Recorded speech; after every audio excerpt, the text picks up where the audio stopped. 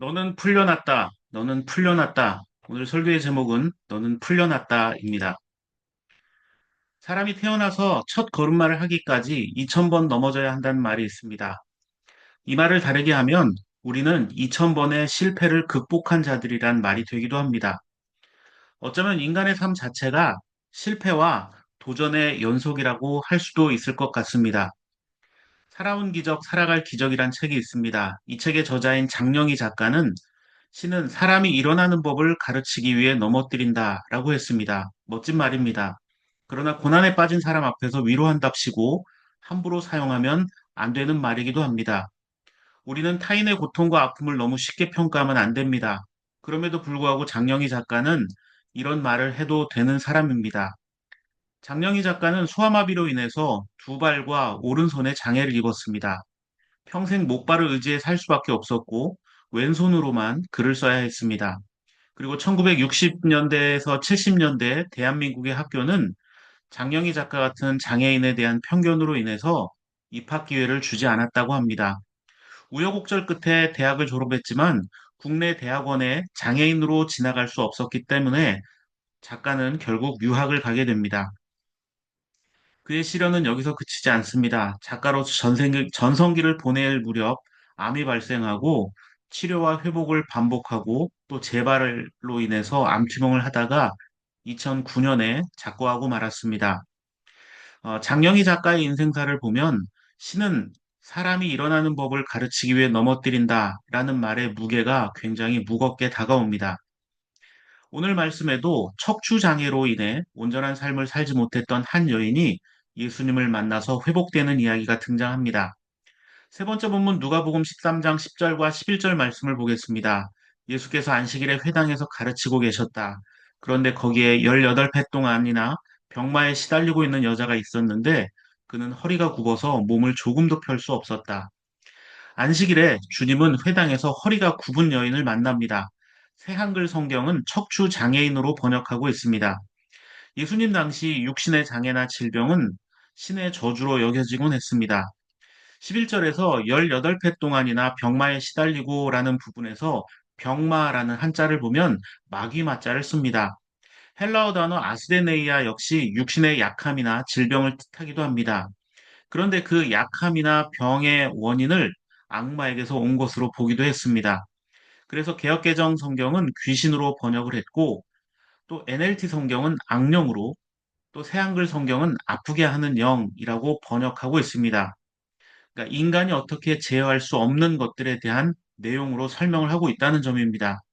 또한 11절에 18패라는 말은 주석을 보면 실제의 연도수를 기록한 것일 수도 있지만 유대인들은 오래되었다라는 의미로 18이라는 숫자를 사용했다고 합니다. 종교개혁자 칼빈은 공관복음 주석에서 이 부분에 대해서 이렇게 해석을 합니다. 그 불구의 상태를 이렇게 묘사한 것을 보면 이 불구의 병은 흔하지 않거나 의사들이 그 병의 이유를 알지 못하고 있었던 것 같다. 그렇기 때문에 누가는 귀신 들려라고 기록했다라고 하고 있습니다. 칼빈에 의하면 이 여인의 병은 인간의 능력으로 도저히 다스릴 수 없는 병, 인간의 한계를 초월한 장애였다는 점입니다. 그럼에도 불구하고 이 여인은 안식일에 회당을 찾았습니다. 어쩌면 이 여인에게는 이 안식일에 회당에 오는 것 자체가 유일한 희망의 끈이었을지도 모릅니다. 사실 장애가 있거나 병에 걸리면 그 자체도 문제지만 주변의 시선이 더 힘겹게 여겨질 수밖에 없습니다. 그런데 놀라운 일이 벌어졌습니다. 12절과 13절 말씀을 보시면 예수님께서 여자에게 병에서 풀려났다라고 말씀을 하시고 손을 얹으시자 그 여인의 허리가 곧게 펴졌습니다. 자, 예수님이 먼저 말씀하셨고 손을 대시니까 허리가 펴졌죠. 그리고 이 여인은 하나님께 영광을 돌렸다고 합니다. 자, 성경 말씀을 보면 종종 질병으로부터 치유받은 사람들이 하나님께 영광 돌렸다라는 표현이 있습니다. 예를 들면 누가복음 18장 43절에 눈을 뜨게 된 맹인이 그랬고요. 또 마태복음 9장 8절에 지붕을 뚫고 내려졌던 중풍병자가 그랬습니다. 칼빈에 의하면 이런 표현 방식은 하나님의 은혜가 공식적이고 분명한 것이어서 사람들이 그 사건을 두고 찬성과 반대로 이야기할 거리가 아니었기 때문에 이렇게 공식적인 영광을 돌릴 수 있었다라는 겁니다. 그래서 아무도 말릴 수 없는 정말 하나님의 역사라는 겁니다.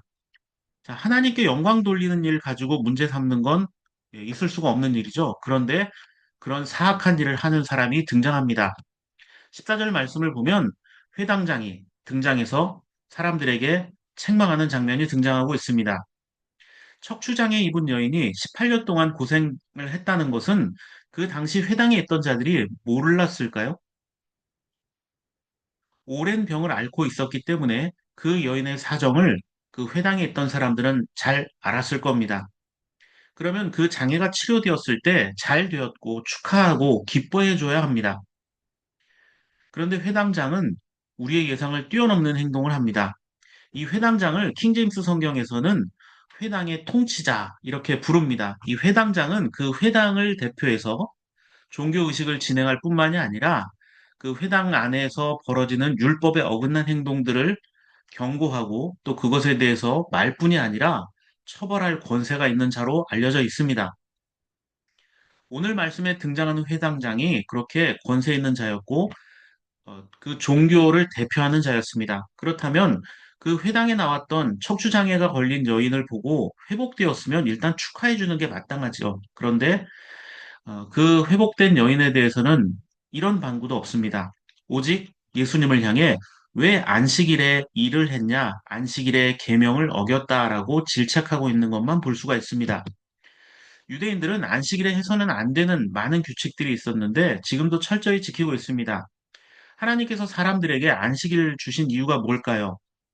인간이 하나님을 떠나서 자기의 의지와 의도를 가지고 일하지 않아도 살아갈 수 있다는 것을 알려주시기 위함입니다. 일주일에 하루, 안식일에 자신의 생계를 위해서 아무 일 하지 않아도 하나님께서 책임져 주신다. 그분이 바로 너희의 주인이다. 그러니 하나님만 보고 살아라. 이런 의도입니다.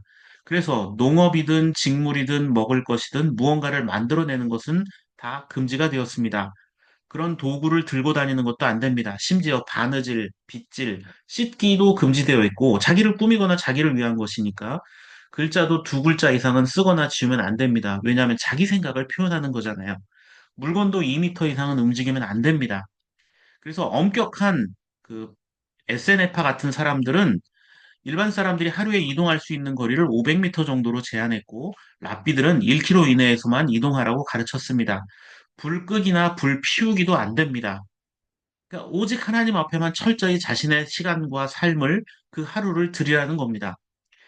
그래서 이 유대인들과 관련된 일화들이 많은데 제가 알고 있는 미국에 목회하시는 목사님은 어느 날 토요일에 옆집에 유대인이 살았는데 급하게 부르는 소리가 들려서 그 집에 갔더니 전기 스위치를 꺼달라고 하더랍니다.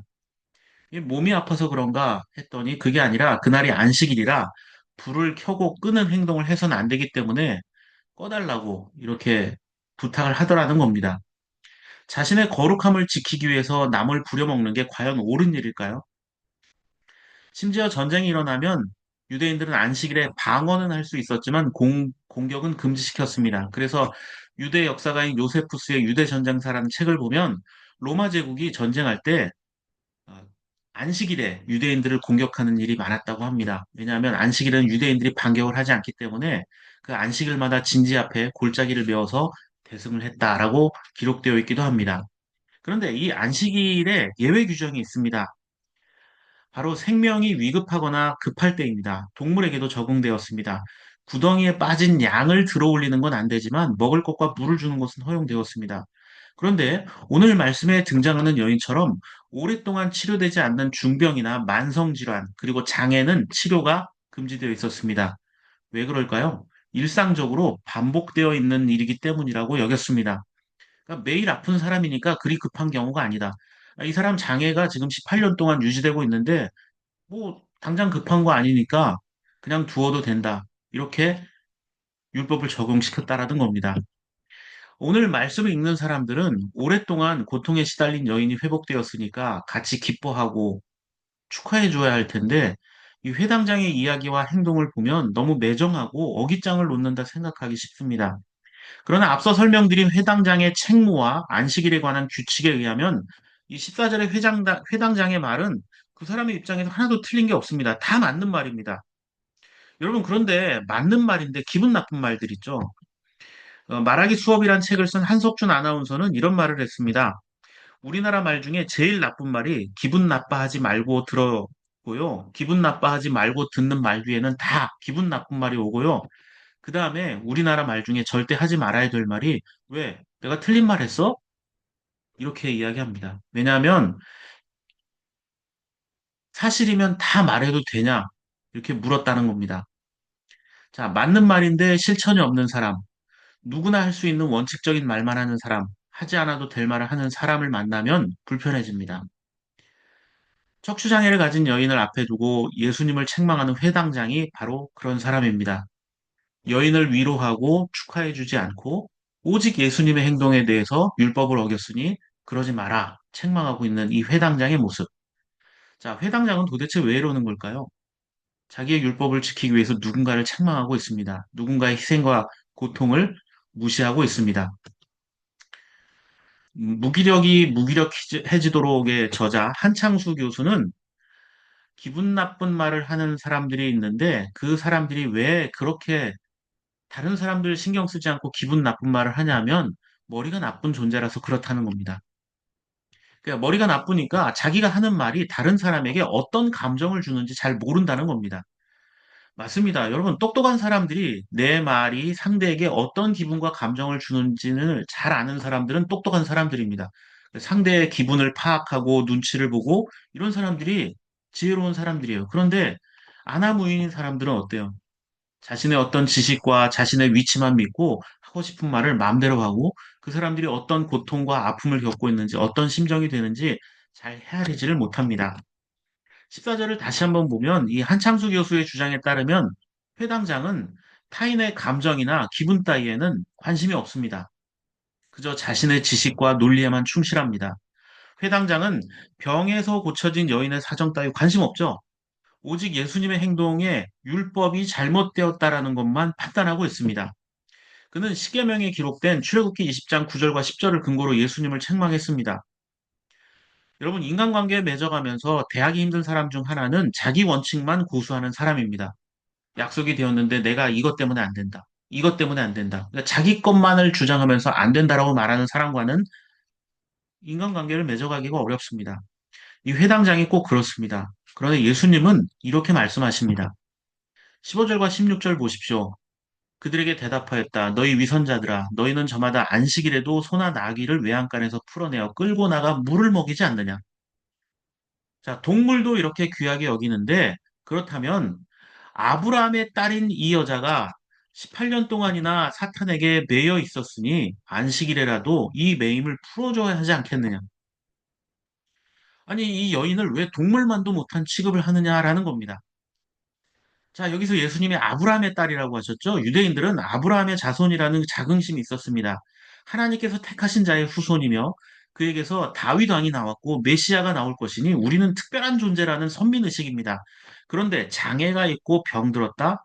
예, 그건 문제가 있는 것이고 우리는 그런 사람과 같은 부류가 아니다라는 마음속에 우월감 같은 게 있었다는 겁니다.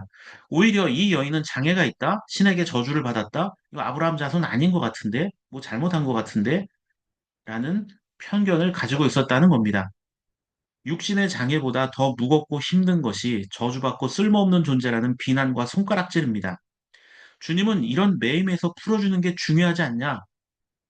여러분, 이건 2000년 전 예수님 시대에만 있었던 일이 아닙니다. 당장 우리들이 사는 이 시대에도 사람이 도구처럼 쓰이고 가축만도 못한 삶을 사는 경우가 많습니다. 무더위에 에어컨도 키지 못한 채 경비실을 지키는 경비원들. 그런데 강아지들은 좋은 사료를 먹고 강아지 수영장에 가서 하고 노는 이런 것들. 자, 사람과 동물의 어떤 위치가 바뀌는 것. 뭐 생명은 다 소중하다 하지만 과연 이것이 정당하고 온당한 방식인가에 대해서는 조금 생각해 볼 필요가 있다고 봅니다. 비가 내리면 그 빗물은 낮은 곳으로 흐르게 됩니다. 그런데 그 낮은 곳이 단순히 땅의 높이가 낮은 곳뿐만이 아니라 삶의 자리가 낮은 곳으로 더 많이 흘러간다는 점입니다. 그래서 가난하고 힘없는 사람들이 비가 내리면 더 큰 피해를 입게 됩니다. 티베트 불교의 10단의 달라이 라마였던 텐진 가초가 이런 말을 했다고 합니다. 인간이란 사랑받기 위해 태어난 존재이다. 그리고 물건이란 사용되어지기 위해 만들어진 것이다. 그런데 지금 이 세상이 혼돈 속에 빠진 이유는 물건이 사랑을 받고 사람들이 사용되어지고 있기 때문이다라고 말했습니다. 아니라고 말하기 어려운 지적입니다. 소유와 사회적 신분이 사람의 가치를 평가하는 세상에선 오직 남을 밟고 올라서는 것만이 성공이라고 말합니다. 이도저도 없으면 큰 소리라도 치던지 인맥이라도 탄탄해야 한다고 말합니다. 그러나 인간이 아무리 소유가 많고 사회적 위치가 높다 한들 그 사람의 존엄과 가치가 올라갈까요? 예수님은 회당에서 만난 여인을 아브라함의 딸이라고 부르셨습니다.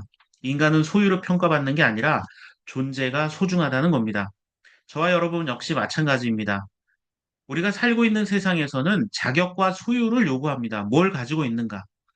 그러나 주님은 도리어 우리에게 필요한 자격과 능력을 베풀어 주시는 분입니다. 첫 번째 본문 예레미야 1장 4절과 10절에는 이방인에게 심판 소식을 전하는 선지자의 사명을 감당하기 위해 부름받은 예레미야가 등장합니다. 그는 하나님의 부름을 받고 거절합니다. 6절을 보면 예레미야는 나는 말을 할 줄도 모르고 어리다라고 말합니다. 이 어리다라는 표현은 사명을 받을 당시 20대 청년이었던 예레미야 입장에선 맞는 말일 수 있습니다. 그러나 경험과 지시, 자격이 없다는 말일 수도 있고요. 또한 하나님의 말씀을 전하는 선지자들이 당했던 그 고통스러운 삶을 나는 가고 싶지 않습니다. 피하고 싶습니다. 라고 말하는 것일 수도 있습니다. 그런데 하나님께서 어떻게 말씀하시나요? 그러나 주님께서 나에게 말씀하셨다. 너는 아직 너무 어리다고 말하지 말아라. 내가 너를 누구에게 보내든지 너는 그에게로 가고 내가 너에게 무슨 명을 내리든지 너는 그대로 말하여라. 너는 그런 사람들을 두려워하지 말아라. 내가 늘 너와 함께 있으면서 보호해주겠다. 나 주의 말이다. 자격에 대한 평가는 하나님께서 하시는 것이니 걱정 마라. 중요한 것은 하나님이 함께하면서 너를 지켜주겠다는 겁니다. 하나님께서는 우리의 어떤 노력과 업적을 보고 평가하시는 분이 아닙니다. 이미 우리를 소중히 여기고 계시기 때문입니다. 그리고 하나님께서 원하시는 곳에서 하나님의 방식으로 우리에게 일할 수 있도록 능력을 주시고 환경을 만들어 주실 거라 말씀하고 있습니다. 9절 말씀을 보십시오. 그런 다음에 주님께서 손을 내밀어 예레미야의 입에 대시며 뭐라고 말씀하십니까? 내가 내 말을 내 입에 맡긴다. 너를 믿는다. 너에게 맡긴다라는 말처럼 소중한 말이 있을까요? 기분 좋은 말이 있을까요? 비록 등이 굽은 여인처럼 세상에서 쓸모없다 여기고 무시당하는 것 같은 인생이라 해도 낙심하지 마십시오. 하나님은 우리의 존재 자체를 소중히 여기며 죄의 자녀가 아니라 하나님의 자녀로 살게 하시는 분이기 때문입니다. 혹시 예레미야처럼 경험이 부족하고 좋은 자격과 능력이 부족해서 어떻게 살아가야 할지 하루하루 고민이 되십니까? 고민하지 마십시오. 하나님은 우리에게 자격을 요구하시는 분이 아니라 하나님의 자녀라는 영광스러운 자격을 주시는 분입니다. 그러니 우리는 감사할 수밖에 없습니다. 그 주님께서 언제나 나와 함께 하신다는 그 말씀을 의지하시기 바랍니다. 그렇게 차별 없이 나와 함께 하시는 그 주님을 여러분의 주인으로 믿고 따르고 고백하는 삶이 되기를 바랍니다. 이번 한 주간도 그 주님을 우리 삶 가운데 경험하고 고백하는 저와 여러분의 삶이 되기를 바랍니다.